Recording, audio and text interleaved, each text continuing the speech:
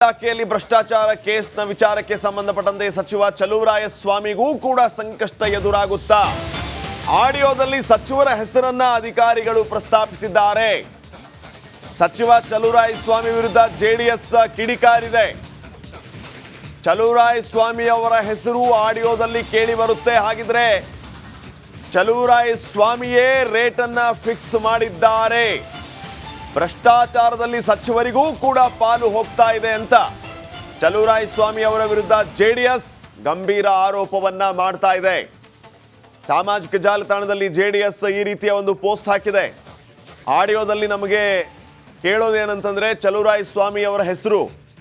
ಹಾಗಿದ್ರೆ ಚಲುವರಾಯಸ್ವಾಮಿ ಅವರಿಗೂ ಈ ಲಂಚದಲ್ಲಿ ಪಾಲು ಹೋಗುತ್ತಾ ಭ್ರಷ್ಟ ಸಚಿವ ಅಂತ ಹೇಳಿ ಜೆಡಿಎಸ್ ಈಗ ಸಾಮಾಜಿಕ ಜಾಲತಾಣದಲ್ಲಿ ಸಚಿವ ಚಲುವರಾಯಸ್ವಾಮಿ ವಿರುದ್ಧ ಈ ರೀತಿಯ ಒಂದು ಗಂಭೀರ ಆರೋಪವನ್ನ ಮಾಡಿದ್ದಾರೆ. ಮತ್ತಷ್ಟು ಮಾಹಿತಿಯನ್ನ ಪಡೆಯೋಣ ನಮ್ಮ ಮಂಡ್ಯ ಪ್ರತಿನಿಧಿ ಆನಂದ್ ಅವರಿಂದ. ಆನಂದ, ಸದ್ಯಕ್ಕೆ ಅಬಕಾರಿ ಲಂಚಾವತಾರ ಒಂದು ಕಡೆ, ಮತ್ತೊಂದು ಕಡೆ ಚಲುವರಾಯಸ್ವಾಮಿ ವಿರುದ್ಧ ಜೆಡಿಎಸ್ ಆಕ್ರೋಶ. ಏನೆಲ್ಲ ಮಾಹಿತಿ ಕೊಡ್ತೀರಿ ವಿಚಾರವಾಗಿ? ಶ್ರೀಪಾದ್, ಮಂಡ್ಯ ಅಬಕಾರಿ ಇಲಾಖೆಯಲ್ಲಿ ನಡೀತಿದ್ದಂತ ಭ್ರಷ್ಟಾಚಾರದ ಸಂಬಂಧ ಲೋಕಾಯುಕ್ತ ಕಚೇರಿಗೆ ಕಾಂಗ್ರೆಸ್ ಕಾರ್ಯಕರ್ತ ಪುನೀತ್ ಎಂಬಾತ ದೂರವನ್ನ ಕೊಟ್ಟಿದ್ದ. ಆಡಿಯೋದಲ್ಲಿ ಲಂಚಾವತಾರ ಸಂಪೂರ್ಣವಾಗಿ ಪಟಾಬಯಲಾಗಿತ್ತು.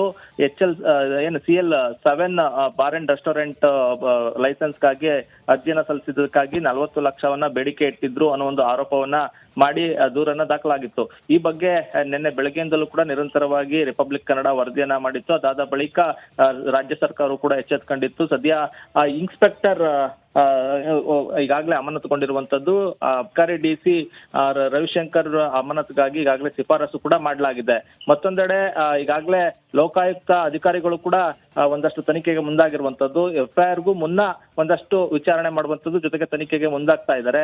ಯಾಕೆಂದ್ರೆ ಏನು ಪುನೀತ್ ಕೊಟ್ಟಿರುವಂತಹ ದೂರಿನಲ್ಲಿ ಸತ್ಯಾಂಶ ಇದೆಯಾ, ಜೊತೆಗೆ ಯಾವೆಲ್ಲ ವಿಚಾರಗಳನ್ನ ಇಟ್ಕೊಂಡು ಮುಂದೆ ತನಿಖೆಯನ್ನ ಮಾಡಬೇಕು ಅನ್ನೋ ನಿಟ್ಟಿನಲ್ಲಿ ಒಂದು ವರದಿಯನ್ನ DIGಗೆ ಕಳಿಸಿ ಆನಂತರ DIG ಅವರು ಅನುಮತಿ ಕೊಡ್ತಾ ಇದ್ದಂತೆ FIR ನ ದಾಖಲು ಮಾಡ್ಕೊಳ್ತಾರೆ. ಆನಂತರ ತನಿಖೆ ಮತ್ತಷ್ಟು ಮುಂದುವರಿಯುವಂತದ್ದು. ಮತ್ತೊಂದೆಡೆ ಚಲುವರಾಯಸ್ವಾಮಿ ಅವರ ವಿರುದ್ಧವಾಗಿ ಈಗಾಗಲೇ JDS ಕೂಡ ಆಕ್ರೋಶವನ್ನ ವ್ಯಕ್ತಪಡಿಸ್ತಾ ಇರುವಂತದ್ದು. ಅಬಕಾರಿ ಇಲಾಖೆಯಲ್ಲಿ ನಡೆಯುವಂತಹ ಭ್ರಷ್ಟಾಚಾರದ ಪಾಲಿನಲ್ಲಿ ಏನು ಚಲುವರಾಯಸ್ವಾಮಿ ಅವ್ರಿಗೂ ಕೂಡ ಹೋಗುತ್ತೆ. ಮಂತ್ಲಿಯನ್ನ ಫಿಕ್ಸ್ ಮಾಡ್ಕೊಂಡಿದ್ದಾರೆ. ಒಂದೊಂದಕ್ಕೂ ಒಂದೊಂದು ರೇಟ್ ಅನ್ನ ಫಿಕ್ಸ್ ಮಾಡಿ ಅಧಿಕಾರಿಗಳ ಮೂಲಕ ಸಚಿವ ಚಲುವರಾಯಸ್ವಾಮಿ ವಸೂಲಿಯನ್ನ ಮಾಡಿಸಿದ್ದಾರೆ ಅಂತ ಒಂದು ಗಂಭೀರ ಆರೋಪವನ್ನ ಮಾಡಿರುವಂತದ್ದು. ಈಗಾಗಲೇ ಸೋಷಿಯಲ್ ಮೀಡಿಯಾದಲ್ಲಿ ಸಚಿವ ಚಲುವರಾಯಸ್ವಾಮಿ ವಿರುದ್ಧ ಆಕ್ರೋಶ ಕೂಡ ವ್ಯಕ್ತ ಆಗ್ತಾ ಇರುವಂತದ್ದು. ಮತ್ತೊಂದೆಡೆ ಏನ್ ಲೋಕಾಯುಕ್ತದಲ್ಲಿ FIR ಆದ್ರೆ ಸಚಿವ ಚಲುವರಾಯಸ್ವಾಮಿ ಅವ್ರಿಗೂ ಕೂಡ ಸಂಕಷ್ಟ ಎದುರಾಗುತ್ತಾ ಅನ್ನೋ ಒಂದು ಪ್ರಶ್ನೆ ಕೂಡ ಮೂಡಿರುವಂತದ್ದು. ಯಾಕೆಂದ್ರೆ ಆಡಿಯೋದಲ್ಲಿ ಸಚಿವರ ಬಗ್ಗೆಯೂ ಕೂಡ ಪ್ರಸ್ತಾಪ ಆಗಿದೆ. ಜೊತೆಗೆ ಅವ್ರನ್ನು ಕೂಡ ನೋಡ್ಕೋಬೇಕು ಅಂತ ಹೇಳಿ DC ರವಿಶಂಕರ್ ಪ್ರಸ್ತಾಪ ಮಾಡಿರೋದ್ರಿಂದ ಮುಂದೆ ಅವ್ರಿಗೆ ಸಂಕಷ್ಟ ಎದುರಾಗುತ್ತಾ ಅನ್ನೋದು ಒಂದು ಇಲ್ಲಿ ಪ್ರಶ್ನೆ ಆಗಿರುವಂತದ್ದು. Shripad, thank you Anand. ಕೊಡಗಲ್ಲಿ ಕೊನೆಗೂ ಅಂತಾರಾಷ್ಟ್ರೀಯ ಕ್ರಿಕೆಟ್ ಸ್ಟೇಡಿಯಂ ಕಾಮಗಾರಿ ಆರಂಭ ಆಗಿದೆ. 2 ದಿನದಿಂದ ಕಾಮಗಾರಿ ಆರಂಭ ಆಗಿದ್ದು 3 ವರ್ಷದಲ್ಲಿ ಸ್ಟೇಡಿಯಂ ತಲೆ ಎತ್ತಲಿದೆ. ಈ ಬಗ್ಗೆ ಒಂದು ವರದಿ ನಿಮ್ಮ ಮುಂದೆ. ಕೊಡಗಿನಲ್ಲಿ ಇಂಟರ್ನ್ಯಾಷನಲ್ ಕ್ರಿಕೆಟ್ ಸ್ಟೇಡಿಯಂ 3 ವರ್ಷದಲ್ಲಿ ತಲೆ ಎತ್ತಲಿದೆ. ಅಂತಾರಾಷ್ಟ್ರೀಯ ಕ್ರೀಡಾಂಗಣ. ಕೊಡಗು ಹಾಕಿಯ ತವರು ಜಿಲ್ಲೆ. ಕ್ರೀಡೆಯಲ್ಲಿ ದೇಶಕ್ಕೆ ಅಪಾರ ಕೊಡುಗೆ ನೀಡಿದೆ. ಇಂಥ ಕೊಡಗು ಜಿಲ್ಲೆಯಲ್ಲಿ ಅಂತಾರಾಷ್ಟ್ರೀಯ ಮಟ್ಟದ ಕ್ರಿಕೆಟ್ ಸ್ಟೇಡಿಯಂ ನಿರ್ಮಾಣ ಮಾಡಲು ಕರ್ನಾಟಕ ಕ್ರಿಕೆಟ್ ಸಂಸ್ಥೆ ಮುಂದಾಗಿದೆ. ಮಡಿಕೇರಿ ತಾಲೂಕಿನ ಹೊದ್ದೂರು ಗ್ರಾಮದಲ್ಲಿ ಕಳೆದ 2 ದಿನಗಳಿಂದ 11.70 ಎಕರೆ ಜಾಗದಲ್ಲಿ ಸ್ಟೇಡಿಯಂ ನಿರ್ಮಾಣದ ಕಾಮಗಾರಿ ಆರಂಭಿಸಲಾಗಿದೆ. ಹೌದು, ಬೆಂಗಳೂರಿನ ಚಿನ್ನಸ್ವಾಮಿ ಕ್ರಿಕೆಟ್ ಸ್ಟೇಡಿಯಂಗಿಂತಲೂ ಈ ಕ್ರೀಡಾಂಗಣ ದೊಡ್ಡದಾಗಿರಲಿದೆ.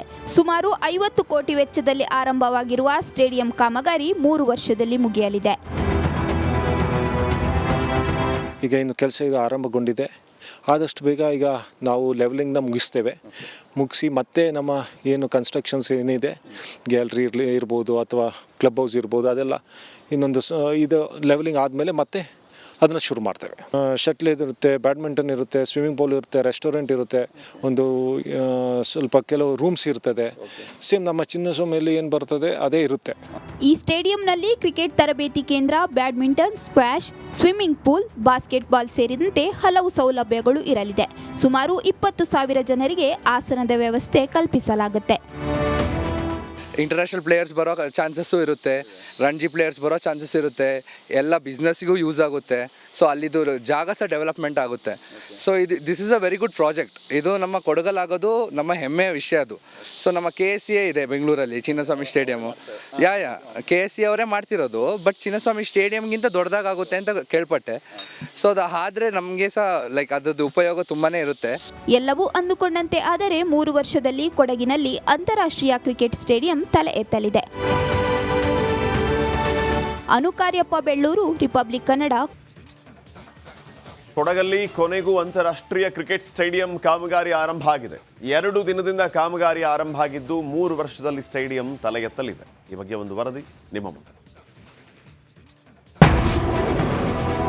ಕೊಡಗಿನಲ್ಲಿ ಇಂಟರ್ನ್ಯಾಷನಲ್ ಕ್ರಿಕೆಟ್ ಸ್ಟೇಡಿಯಂ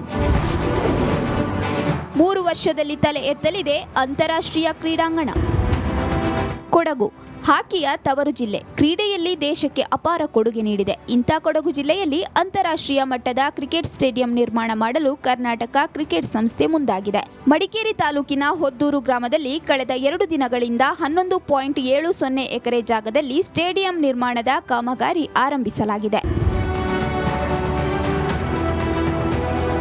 ಹೌದು, ಬೆಂಗಳೂರಿನ ಚಿನ್ನಸ್ವಾಮಿ ಕ್ರಿಕೆಟ್ ಸ್ಟೇಡಿಯಂಗಿಂತಲೂ ಈ ಕ್ರೀಡಾಂಗಣ ದೊಡ್ಡದಾಗಿರಲಿದೆ. ಸುಮಾರು 50 ಕೋಟಿ ವೆಚ್ಚದಲ್ಲಿ ಆರಂಭವಾಗಿರುವ ಸ್ಟೇಡಿಯಂ ಕಾಮಗಾರಿ 3 ವರ್ಷದಲ್ಲಿ ಮುಗಿಯಲಿದೆ.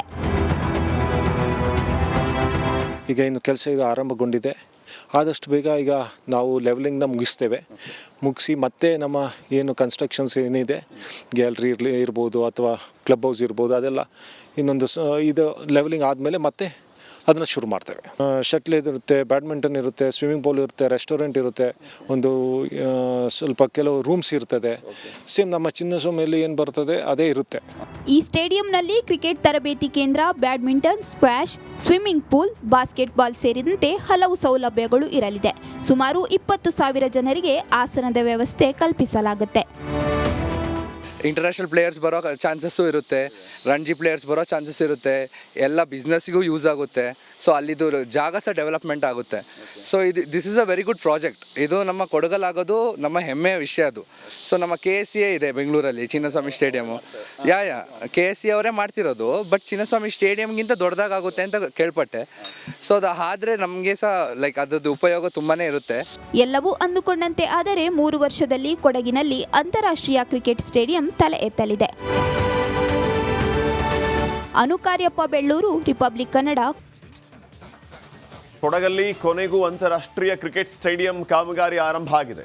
2 ದಿನದಿಂದ ಕಾಮಗಾರಿ ಆರಂಭ ಆಗಿದ್ದು 3 ವರ್ಷದಲ್ಲಿ ಸ್ಟೇಡಿಯಂ ತಲೆ ಎತ್ತಲಿದೆ. ಈ ಬಗ್ಗೆ ಒಂದು ವರದಿ ನಿಮ್ಮ ಮುಂದೆ. ಕೊಡಗಿನಲ್ಲಿ ಇಂಟರ್ನ್ಯಾಷನಲ್ ಕ್ರಿಕೆಟ್ ಸ್ಟೇಡಿಯಂ 3 ವರ್ಷದಲ್ಲಿ ತಲೆ ಎತ್ತಲಿದೆ ಅಂತಾರಾಷ್ಟ್ರೀಯ ಕ್ರೀಡಾಂಗಣ.